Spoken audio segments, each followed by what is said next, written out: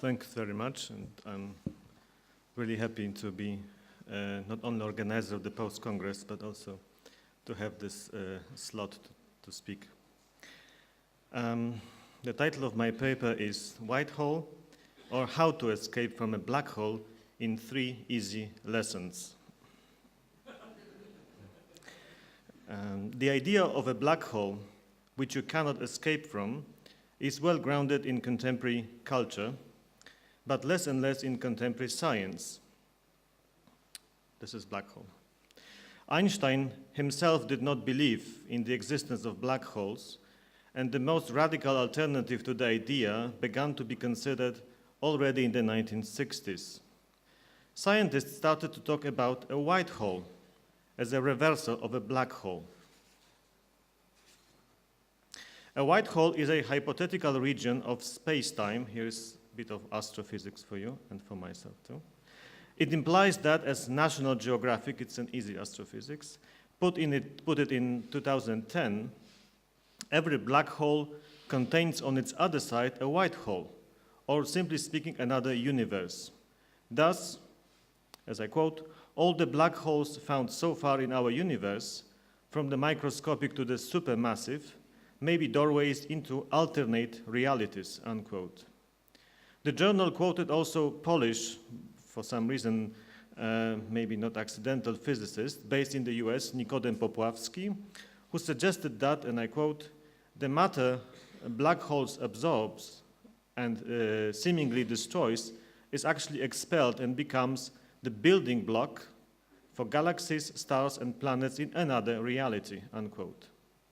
This theory could explain also the origin of our universe and implies even possibility of time travel.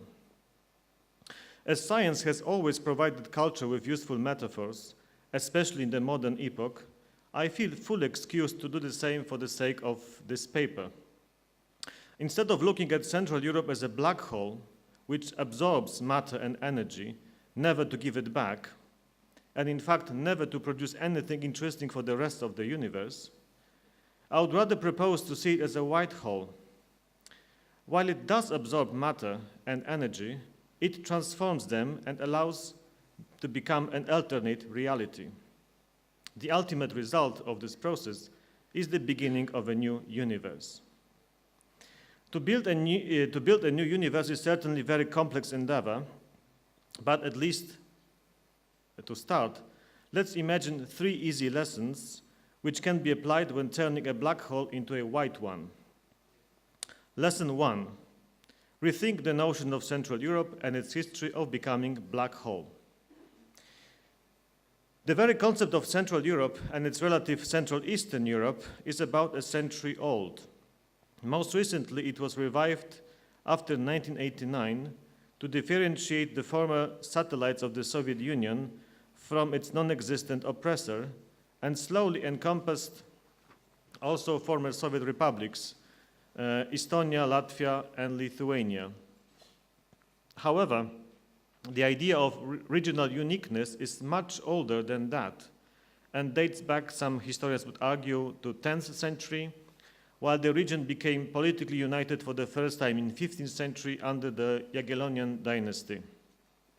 Therefore, it cannot be simply seen as a byproduct of Cold War, useful logo for the accession to the European Union, commercial brand in art market, etc., but rather as an autonomous region within Europe, which is composed of such regions: Scandinavia, Mediterranean, the British Isles, etc. The concept of Central Eastern Europe is a plea for a multipolar model of Europe, more diverse than the bipolar model of East and West inherited from the Yalta Agreement. Without obliterating differences between particular cultures in the region, it nevertheless emphasizes similarities between them.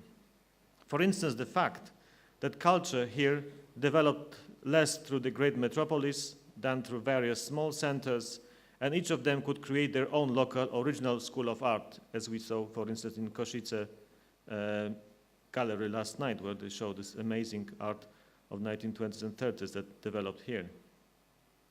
This formed a framework for an extraordinarily dynamic cultural life, which held all the attributes of an artistic center, creating its own canons and value systems.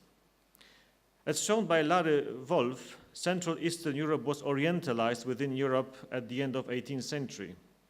The subsequent developments of the old continent in the modern epoch only strengthened this orientalization, turning the region into a black hole. The attempts to reverse the process accelerated in 20th century as the region wanted to claim back its political and cultural independence. Suffice to mention such ambitious schemes as Tomasz Masaryk Nowa Europa, New Europe, composed of independent states created at the ruins of European empires, a Polish concept of intermarium, a federation of states from Finland to the Balkans, including Belarus and independent Belarus, independent Ukraine. But give up, historians. Arts have also contemplated the idea of alternative geographies too, especially after 1989. Artists wanted to revisit the idea of the East, as in the East Art Map project, as you can see. But more interestingly, suggested existence of much more fluid and hence open networks of communication beyond the Cold War division. I mean, East Art Map is still somehow based on Cold War mentality. An example can be Slavs and Tatars, the artistic duo formed in 2005, which looks as they say, oft forgotten sphere of influence between Slavs, Caucasians, and Central Asians, east of former Berlin Wall and west of the Great Wall of China. In their practice, they discover loose, surprising, and informative networks of cultural exchange, such as the one between Poland and Iran in the 20th century. This is the book which compares the revolutions in Poland in the 20th century and cultural political revolutions in Iran. And they kind of make a reason that there are similarities between them. They look for historical contacts, cultural similarities and exchanges of artworks and ideas. The new geography is born, and the black hole turns white.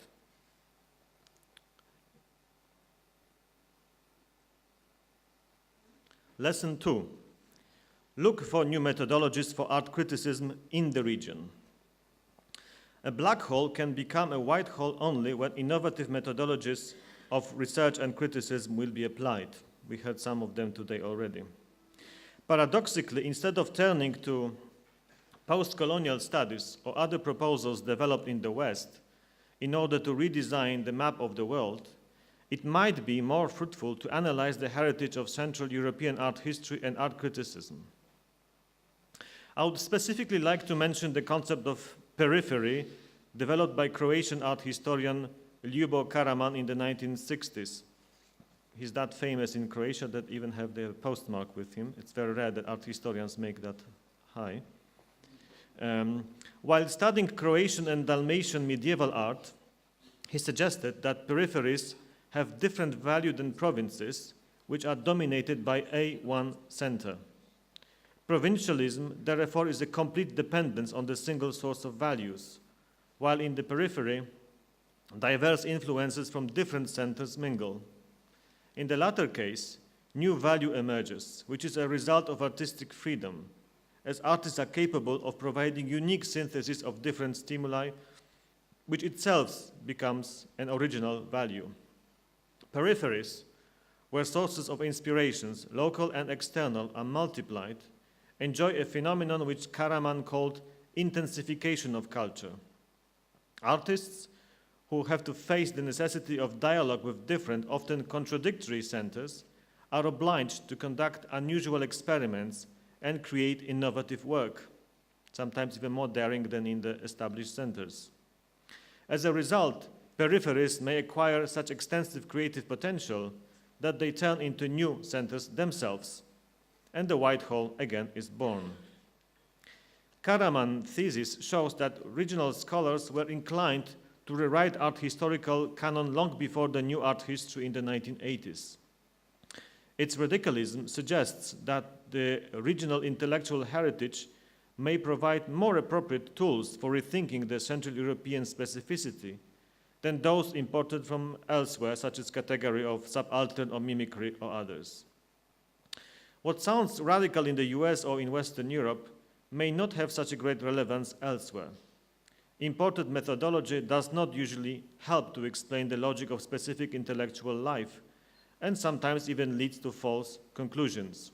As in the work of Roman Ondak on the 1990s, swallowing all intellectual pills made of fashionable publications would not guarantee that you become a respectable thinker and find out something important.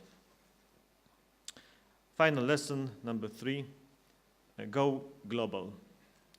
One of the most exciting perspectives offered by current development of the global art history is the discovery of various networks that operated in the modern epoch between what traditionally has been perceived as margins and without mediation of centers. I think Piotr Piotrowski showed us today great examples of that. It questions preeminence of established centers and shows them as one of many actors on the global artistic scene. Hence, alternative art historical narrative can be written not only without giving centers dominant role, but even showing their irrelevance in relation to particular stories which developed around the world. It is art history written from the perspective of a black hole which suddenly becomes white. Central European region can therefore be perceived as producing its own global network of influence and becoming a center on a global scale. The phenomenon can be analyzed in 3 approaches.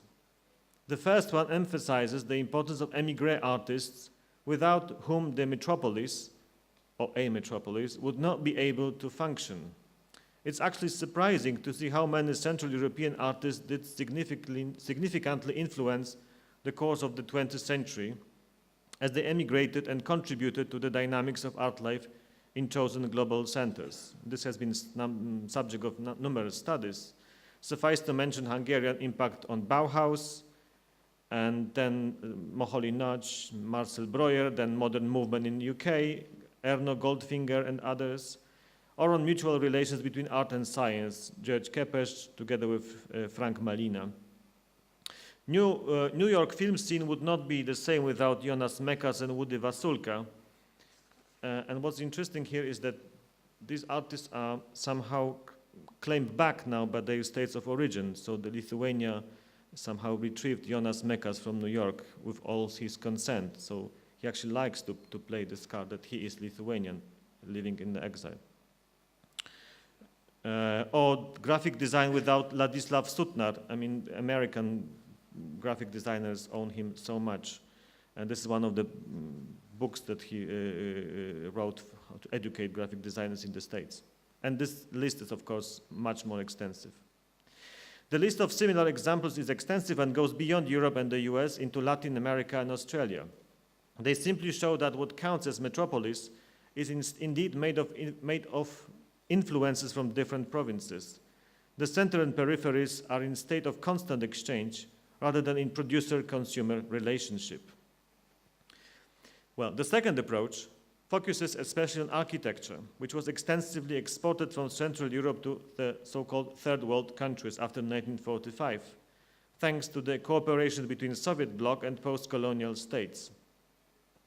The amount of this direct investment is significant and shows, in case of Polish scene, the activities of Polish architectural offices in Africa and Middle East, with such spectacular projects as the new urban plan for Baghdad, developed in Kraków, or International Trade Fair in Accra, in Ghana. Similarly important is, for instance, investigation into influence of Polish poster school in Japan or in the Americas, or, however paradoxical it may sound, Polish socialist realism in China in the 1950s, to come back to the point about socialist realism. In these instances, Central Europe becomes itself a producer and exporter of artistic ideas, becoming a white hole. Last but not least, and this is approach number 3, we also need to scrutinize the activities of Central European art institutions and their impact on artistic geography in the 20th and 21st centuries. The best of them managed to build their own identity, which often ran against the logic of copying the usual narratives produced in the centers. The most obvious example is Muzeum Sztuki, Museum of Art in Łódź in Poland, and epic achievements of its director Ryszard Stanisławski, who, while based in communist Poland, managed to establish a global network of professional contacts and promote Polish art abroad. He showed Polish modernism not only in Venice, Paris, or Glasgow, but also in less obvious places such as Buenos Aires, Sao Paulo, and other places in Latin America. It's an example of the coverage he got for these exhibitions. This is Sao Paulo Biennial 61, where Polish artist Kulisiewicz, Tadeusz Kulisiewicz, got a first prize for the in the drawings for his drawings. And here is the interview with Stanisławski, where he explains the importance of Kulisiewicz for contemporary art, not just in Poland. This comes from his archive, where he collected extensively this, especially press cuts, and the amazing amount of them, showing the real interest in Polish art in Sao Paulo and also in other countries in Latin America in the 60s. Muzeum Sztuki in Łódź, Museum of Art in Łódź, acted independently on the global scene, at least within the parameters of the Cold War epoch. The idea of building regional identity and not to be a footnote to international life seems to be important for a number of museums in contemporary Poland too. Right, these 3 easy lessons sketched above are not really lessons and not really easy. However, they advocate assuming research and critical perspectives parallel to already existing ones, moving away from the passive black hole into an active white one.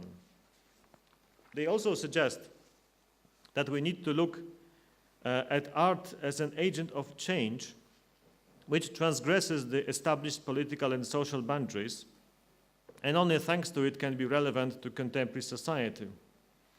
Art cannot simply be reduced to an ideological statement imposed on people to strengthen the already existing hierarchies and borders within the contemporary world. It is called to express its own freedom, which also means the expression of regional differences. Central Europe is just one case study and an inspiration to formulate such plea. As any other region in our planet, it is capable of producing its own cultural narrative, which may become worthwhile and valuable part of our global world. So instead of looking for another black hole, let's start to discover white ones. And if I borrow the Piotr Piotrowski idea of horizontal art history, let's talk about peripheral art history, reverse of the center, or really indeed existence of peripheral centers. Thank you very much.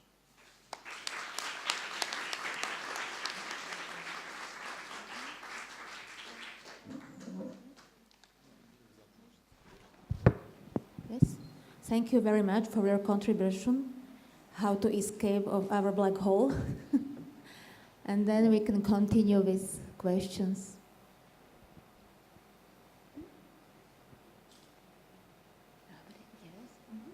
Please.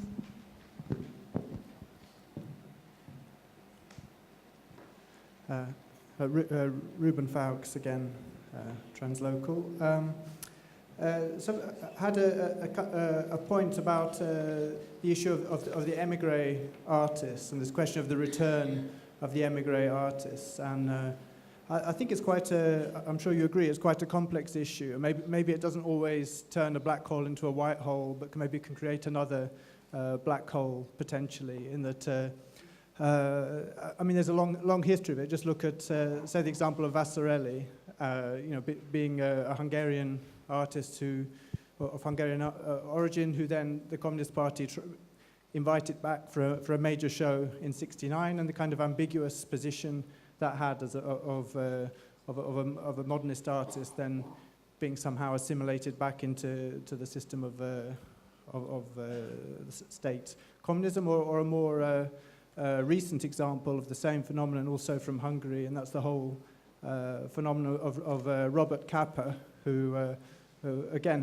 was of Hungarian origin. Throughout his career was seen as an international, or American, and then based in Paris, war photographer who recently has been reclaimed by Hungarian art history on the one hand, but also by the state, and that the old Ernst Museum has this summer been renamed the Kappa Photographic Center. So it can somehow play both ways. This question of the nation reclaiming modernist artists who went abroad earlier. Thank you very much. This is, I agree fully that this is a complex issue, and you gave wonderful examples of that.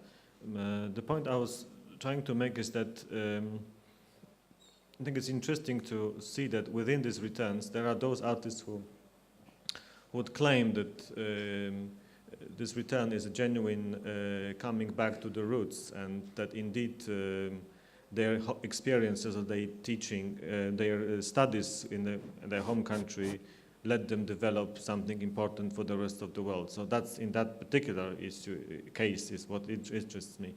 And I saw this exhibition of Mekas recently, not very recently, in London, in Serpentine, where there was a series of films, and he kind of kept on saying that I learned my sensitivity in Lithuanian provinces, and this is where my art comes from. And so in this respect, he would turn this provincial, you would say, experience into a kind of a clue to understand the world and make it universal. So in this respect, this is what that kind of returns I'm interested. Of course, there are many other returns. I got one question also. I'm Igor Szczerski from Poland. I know the museum about which you were talking, and do you think it could be a Whitehall for the Polish art? Because I see that it's one of most important organization about contemporary art in Poland now.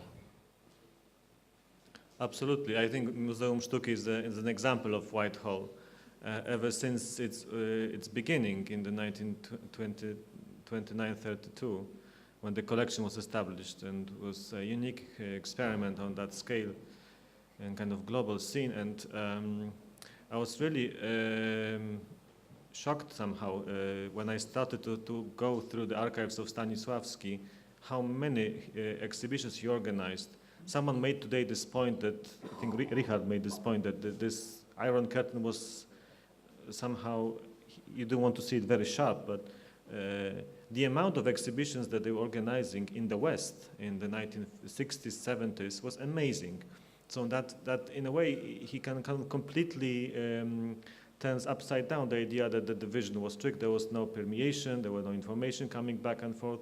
In his case, it's not true. So in this respect, it is absolutely Whitehall, but you are right that he is a Whitehall for Polish case rather than for Central Europe. He's very much, and a particular part of history of Poland, which is Polish constructivism especially, and some artists from the 30s such as Witkacy. But absolutely, I think it's very important when you study history of art institutions to realize that they had very, very strict and very kind of glamorous agenda at that stage. So obviously, it's because he was very well connected with the government. He got a lot of official support for that, so he could afford to do it. But still, he made it. He's quite unique in a whole Central European region, this museum, because of him. Thank you.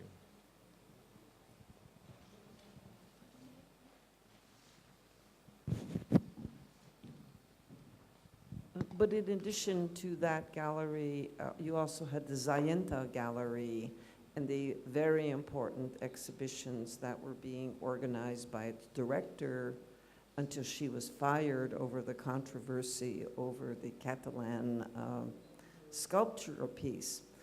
But a question I have, and this is just my own observation, and it's happening again, next week, the Carnegie International,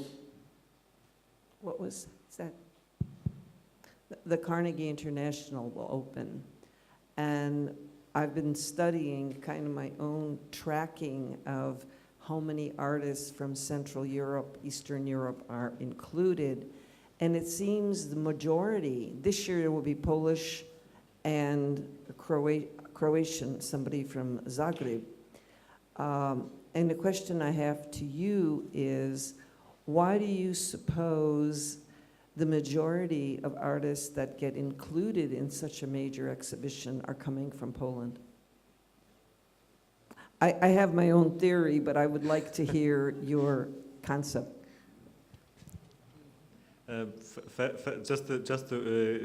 Thanking you for your remark about the Zachęta Gallery. Obviously, we're talking about Anda Rottenberg, who will be actually present at Post-Congress in Krakow. But this is already after 1989, so she's operating in a different kind of political circumstances. I think to answer your second question, well, the real question, I think I would refer to what Igor Spaniel told us. So there is no innocent art, and I think it's a question of art institutional power that these artists are there. And on the other hand, I think that Polish artists today, it is a really very interesting and very good scene. So I think that both of these reasons are there, but I would rather like to ask you, what do you think? Because this is probably more interesting, being so close. Oh, you want to tell me afterwards? Okay. And Thank you. I don't know what kind of answer do you have, but this is just the mathematics, you know. Poland is a pretty big country, you know. It's like 40 million people, you know. There are some artists among them, right? If we talk about a country which is just half Warsaw, you know, this is hard to find, you know, so many artists like from Poland. But this is maybe not a question, but just a comment, and also related to the previous discussion. Someone asked Tomasz, what would give us or him, you know, a satisfaction in order to the relationship between Eastern Europe or the West? And he said that this satisfaction comes from inside, and here is somehow is the answer, right? Metaphorically speaking, you know, the white hole should be the answer for this. That the white hole is the beginning of the universe. Of course, this is the metaphor. But I think, frankly speaking, going to much more profound